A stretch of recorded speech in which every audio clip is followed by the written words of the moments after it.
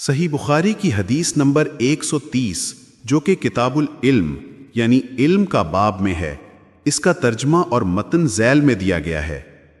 اردو ترجمہ: حضرت ام سلمہ رضی اللہ عنہا بیان کرتی ہیں کہ ام سلیم رضی اللہ عنہا رسول اللہ صلی اللہ علیہ وسلم کے پاس آئیں اور عرض کیا، یا رسول اللہ، اللہ تعالی حق بات بیان کرنے سے نہیں شرماتا، کیا عورت پر غسل واجب ہے اگر اسے احتلام ہو جائے؟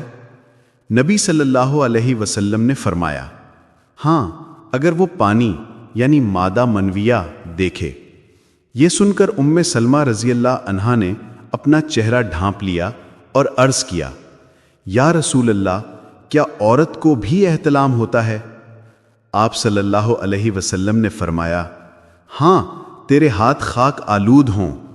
یہ عربی میں تعجب اور تنبیہ کا کلمہ ہے۔ مراد یہ ہے کہ ایسا کیوں نہیں ہو سکتا؟ پھر اس کا بچہ اس کی صورت کے مشابہ کیوں ہوتا ہے؟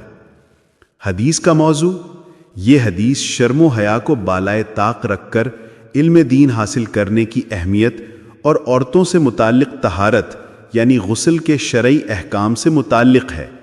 یہ بتاتی ہے کہ دینی معاملات میں صحیح علم حاصل کرنے کے لیے سائل کو شرم نہیں کرنی چاہیے۔